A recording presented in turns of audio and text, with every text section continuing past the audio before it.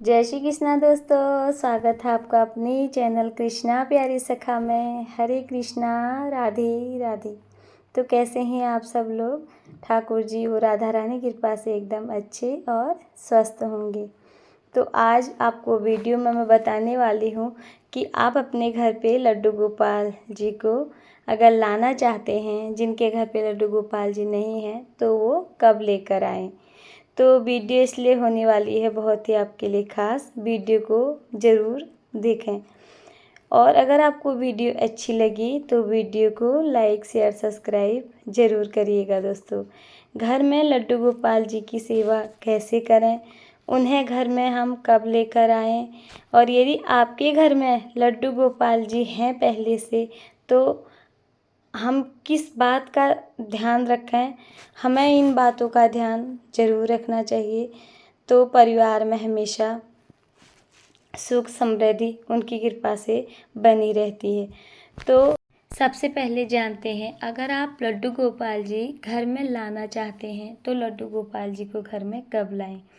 तो जैसे हम गणेश चतुर्थी पे भगवान श्री गणेश को घर में विराजमान करते हैं, श्री गणेश जी की स्थापना करते हैं, और नवरात्रों पे माता रानी को हम बुलाते हैं। नवरात्रों में माता रानी का विग्रह हम लेके आते हैं।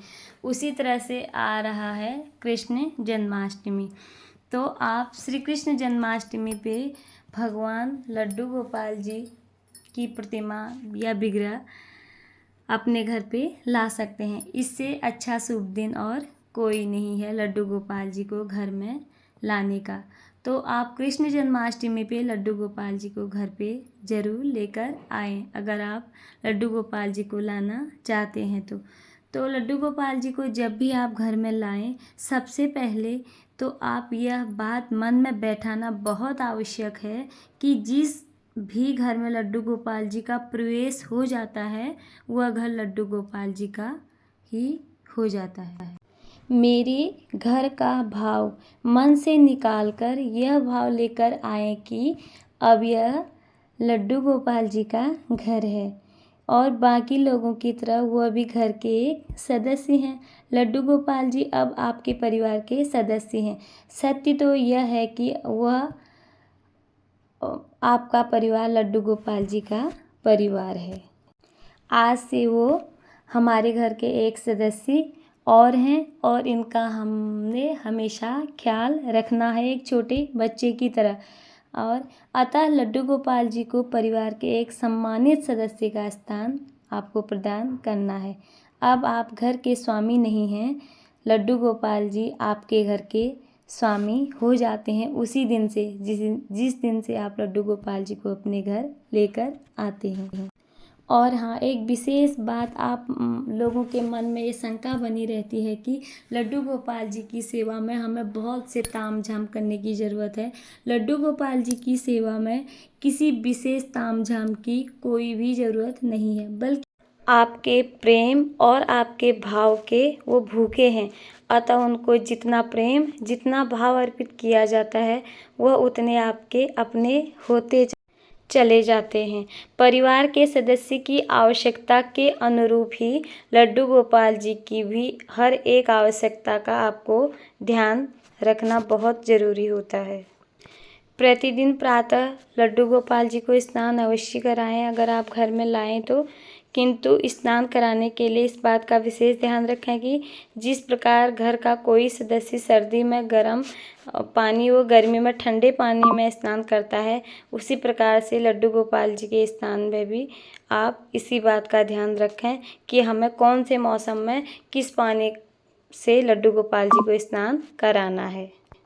अगर गर्मी है तो गर्मी में ठंडे पानी से स्नान कराएंगे, और अगर सर्दी है सर्दी में गर्म पानी से। जिस प्रकार हम छोटे बच्चे के नहलाने में उसको पानी को पहले अपने ऊपर डालते हैं कि ये पानी ज़्यादा ठंडा तो नहीं है, ज़्यादा गर्म तो नहीं, इसी प्रकार से हमें लड्डू गोपाल जी को स्नान कराने में भी उस पानी को पहले हमने देख लेना है कि ये पानी एक छोटे बच्चे के नहाने के लिए है और ये पानी किस प्रकार होना चाहिए। जिस प्रकार आपको भूख लगती है, प्यास लगती है, उसी प्रकार लड्डू गोपाल जी को भी भूख भी लगती है और प्यास भी लगती है। अतः उनके भोजन का ध्यान रखें।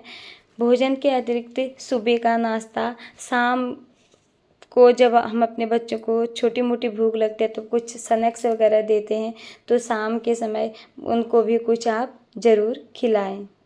प्रतिदिन प्रातः काल लड्डू गोपाल जी की पूजा अवश्य करें, परंतु पहले गणेश जी की पूजा करें। सबसे पहले गणेश जी को पूजा जाता है। आपके घर में गणेश जी की मूर्ति विग्रह है तो आप पहले गणेश जी की पूजा करें, तदुपरांत आप लड्डू गोपाल जी की भी पूजा करें। लड्डू गोपाल जी की पूजा करके उन्हें भोग लगाएं। उन्हें भोग लगाए बिना खाना नहीं खाना चाहिए।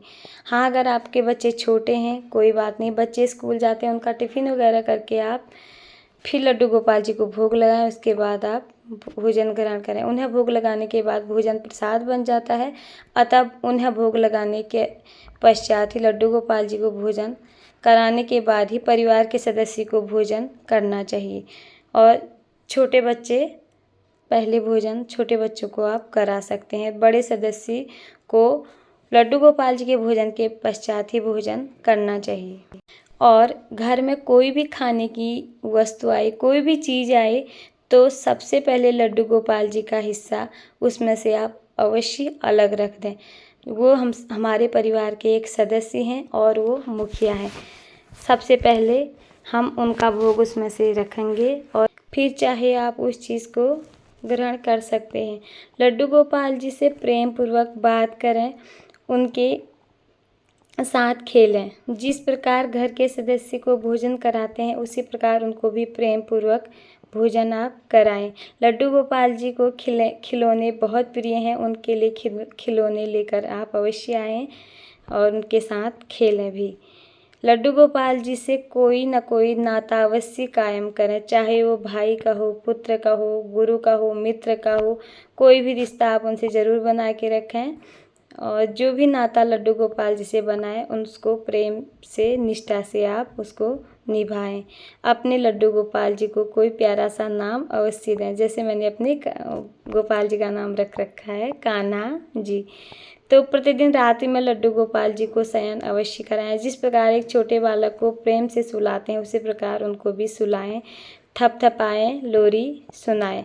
किसी भी घर में प्रवेश के साथ लड्डू गोपाल जी में प्राण प्रतिष्ठा हो जाती, इसलिए उनको मात्र प्रतिमा न समझकर घर के सदस्य के रूप में उनको अपने साथ व्यवहार करें। और वो घर के मुखिया हैं और अब हम सब इनके शरण में हैं, ऐसे हमारे मन में भाव बनाने हैं। यदि आपको किसी काम से घर से बाहर जाना है तो घर की एक चाबी लड्डू गोपाल जी को सौंप कर जाएं और उन्हें बता के जाएं कि कन्हैया हम इतनी देर के लिए बाहर जा रहे हैं, तो तब तक आप घर का ध्यान रखना और हम इतने टाइम के बाद अभी तुरंत लौट के आ रहे हैं।